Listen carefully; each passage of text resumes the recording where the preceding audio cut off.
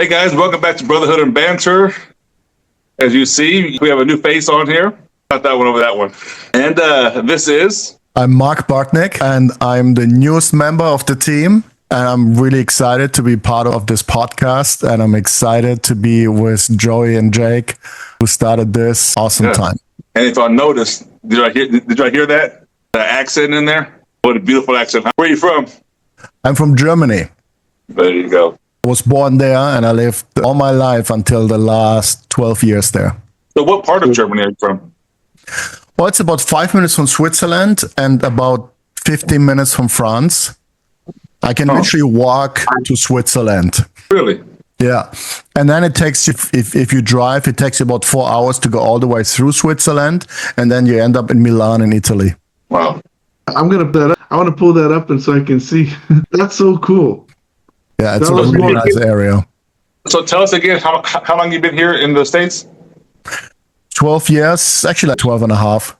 I'm not sure. I'm sure it's a big difference going from there to here, right? It's a huge cultural shock. Going somewhere on a vacation is one thing, but living there is a different thing. You really have to get used to how things are different, and some things that you will always miss about your home, and some things you will always miss if you would go home. So I consider myself as not homeless, but home countryless, maybe, because if I would go back to Germany now to move there, there'll be stuff I'm going to miss about US. But living here, there's stuff I miss about Germany.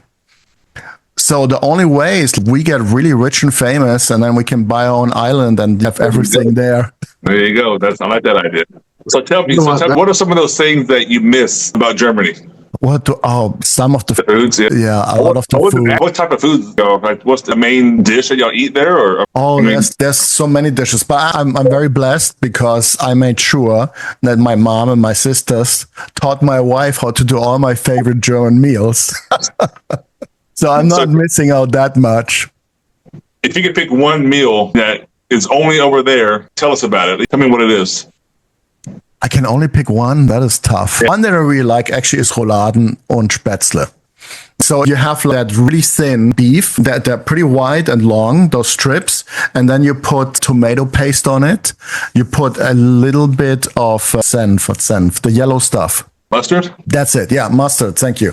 On there. And then you put some bacon on there. And then you put some carrot strips on there. And then you roll it up. And then you put toothpicks through it so it doesn't fall apart.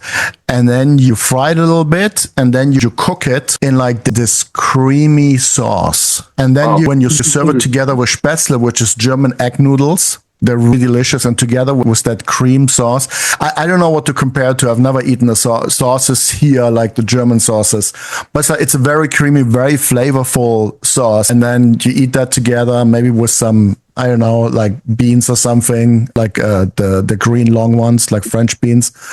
That's one of my favorite meals. Hey, that sounds good. Well, maybe sometime that was making me hungry. When times are not so wild, maybe I can convince my wife that she's going to cook that for all of us. Oh, I'll be there for sure. That's awesome. I'll be the taster. You're going to review the German cuisine. Yeah, I'm going to review it. Hey, and with this guy's reviews, with his reputation, you got to have it spot on. I might have to open a restaurant. So is your family, like, your family still there, or do they come with you, or... No, they're still all there. So I've got two older sisters and my mom. My dad passed away a while ago, and my mom still lives in Germany. And one of my sisters, my other sister, she lives part-time in Germany and part-time in Mexico City in Santa Fe, because my brother-in-law, her husband, is from there. Okay. They've been back and forth. They lived in Cancun. First off, they lived in Cancun, but it was many years ago when it was not as commercialized. And then they moved to Miami, and then Mexico City, then in Germany. Wow. So that's kind of fun. Nice. So have you been back in those 12 years? Have you been back to visit? Oh, actually, the coolest thing is last year in October and the year before in October, we went and we baptized both of my sons in the same fountain where I was baptized, my mom was baptized, my sisters, my dad. Wow. In the same building, in the same fountain, which actually is in Switzerland because we belong toward in Switzerland because we're so close to the border. But it was really awesome that we're able to do that. My mom comes once a year she sees us too, but mainly for her grandchildren, of course. Yeah, I'm thinking. So we have one person from Samoa. We have another one from Germany, close to Sweden, close. We need to take this on the road. Take Brotherhood and Banter on the road and let's go do some out of the country podcasts. Oh, that'll be fun. I'll come along and just enjoy it all. So Look, I'm going to share my screen real quickly just to show you guys the wrong one. Did I share the right one? Oh, you're perfect. You see, there says Basel, and above it says Lörrach. Hang on, I lost my screen. We can see your screen. I couldn't see it. So where? Do you see Basel? Yes, right here. You see Lörrach just above there? That's the city I lived in and where my family still lives in. And Basel is where we go to church. So where's the border? Where's Germany and Sweden? Right there. Switzerland down here.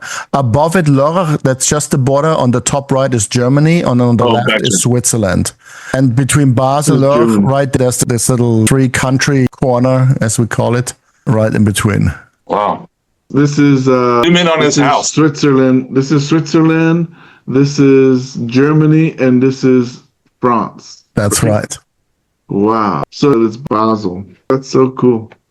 I love it. And you walk in, so you guys go to church in Switzerland. So that's a whole nother country. It is. So they're going back and forth like that? Well, the thing is, like, even so, Switzerland is a different country and it's not in the EU. So, but in Germany, your number plate, the first two letters start with the city that you're from. And so anybody from Lörrach is like, you just drive through. I've been checked from all my life, maybe 3 times, and then they usually check because, maybe you bought a lot of things and they want to check if you paid your taxes for it going to the other country and stuff like this. You don't go over the limit and blah. But it's usually a problem for Swiss people because they like to go shopping in Germany because it's cheaper and then go to Switzerland. But it is a different country, but it doesn't really feel like that in that sense. So what language do they speak in Switzerland on that part? Because I thought parts of Switzerland, they speak French. So they have a German-speaking side, which is my side. They have a French-speaking side. They have an Italian-speaking side because they border those countries. And then they got a little area where they speak Retro-Romanian. And it's not Romanian, even so that's in the name. It's its own language that only still exists in that little part of Switzerland. Wow. That's awesome. I never knew any of this. Even so, if you would speak German, I always felt so sorry for the missionaries. They go to the MTC, they learn a little German, and they send them to Switzerland. And the Swiss accent, how they speak German, is almost like a different language. If I wouldn't have grown up there and I would go there, I was like, what are you saying? It makes no sense. But you understand. You can obviously understand them because growing up, right? Yeah, because I grew up on the border, so it's like, it's second nature, but it's not quite the same. It's funny. And we had quite an international word. So for a while, I was translating from sacrament meeting to English. Currently, they're translating it to English, to French, and to Spanish. Oh, geez. So how many languages Why Spanish? do you speak? Why Spanish? They have Latinos there from parts of South America. English is mostly for expats because in Basel, there's a lot of pharmaceutical industry. And then French because you got some... Well, actually, I think French is quite a bit. They've got some Africans there that only speak French. So usually my nephew, who also lives there, he's studying there right now. And he speaks actually 4 languages, which is crazy. He speaks German, English, French, and Spanish fluently. Wow. And How many languages do you speak? I'm not that great. I only speak German, little English, and I learned Spanish, but I never used it, and I wish I would have. You said a little English. So I'm laughing at you, right? You said a little I guess my English is okay most of the time.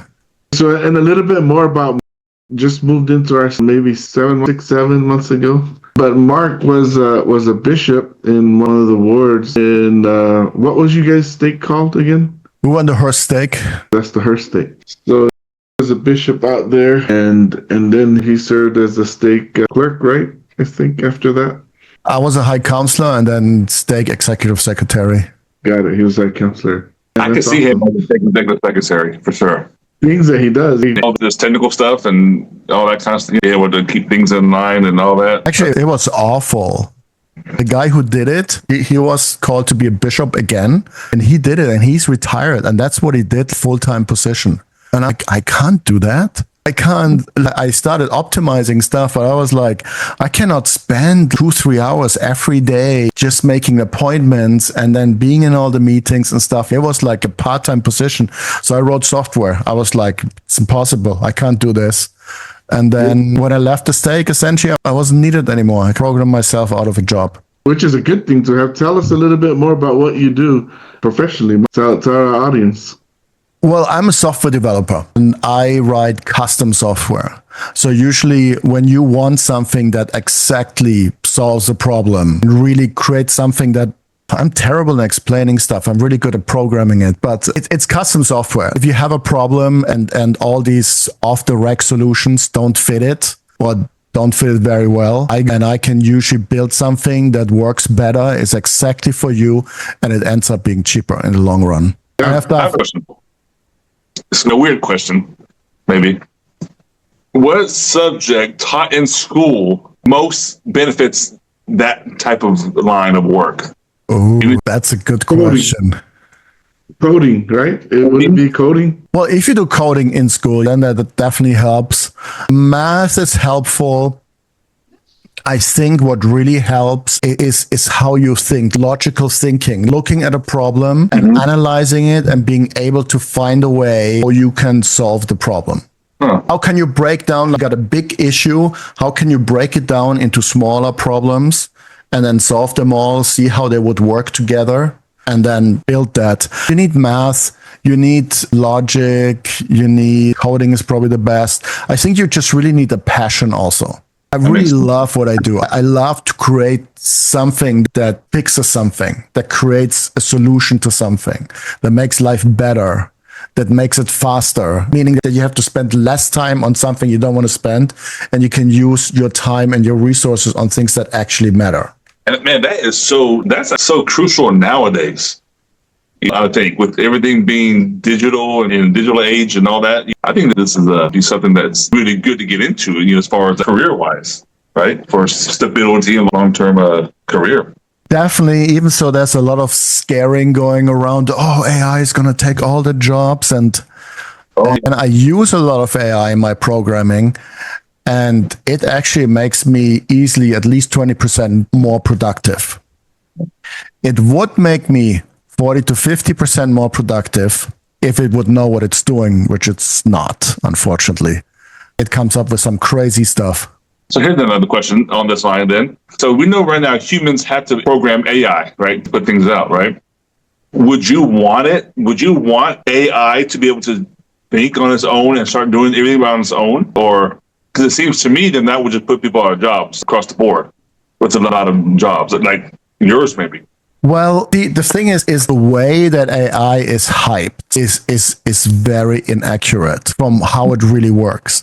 So what AI really is think of it like this. Imagine you take all the text that has ever been written on the internet in all the books, and then you statistically analyze it. If a word, what is the chance that this word follows that word? And then in that context, meaning when you already have those two words, what is the most likely word to follow after that? So when I prompt the AI and say, hey, apple cake, then it will go and it will look what essentially, technically, what is the most likely word to come when you have the word apple cake? And then it says, let's say is. And then it says, if I have apple cake, what's the most likely word to come next? And it might be delicious. That's all it does. That's the incredible thing. That's all it. Yes, it's a lot more complex than that. But technically, it only guesses what is the next word based on all the words that have been written so far. Oh, wow. That's all it does. So that it actually works that great is mind-blowing.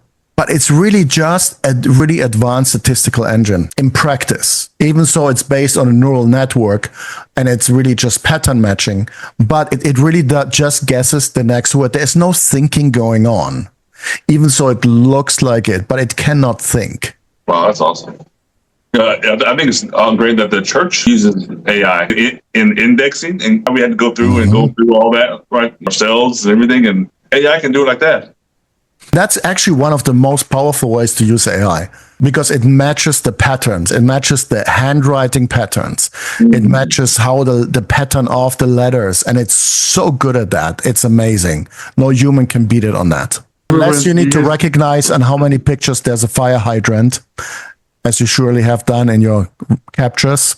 Yeah, besides that, it's great. So many of the captures do that. Anything that I was going to say too is that remember a few years ago, we were encouraged to do a lot of indexing, but now with AI doing a lot of it, which is so much more accurate, right? Because I remember when I was indexing, I kept looking at I was like, man, what does that say? Is that a J? Is that Collins or is that Olins? I couldn't tell, but AI is a lot more accurate in doing it now. Yeah, now all you got to do is you review it. Yeah, so true. All we do is they only need the reviewers now.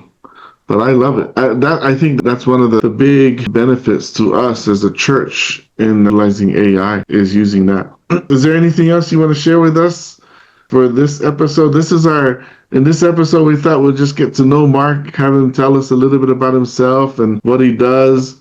And very interesting. I didn't even know. I love we got to see that we pulled that up, that he lives so he can walk to Switzerland. These are just fun things. What else? Is there anything else you want to share with us that you think is interesting before we switch gears? I used to do electronic dance music. Maybe that's fun to know. I have one more question, if that's all right. So being German, do you have any airplane stories? No, but my wife told me I should probably in this episode share the story. So it was like the early days when I became bishop, and this one brother who is passed away since, but a very good friend and an amazing example. So he had his whole family with him. He had 20 people were there visiting him. And I was standing there and I was announcing what's coming. Welcome everyone, the usual stuff, nothing unusual. But I saw them all in the back, like, oh, it's cool, his family is there. I've never met them before. And they were all looking at me, pointing and whispering in each other's ear. And I was like, oh, I wonder what that's about.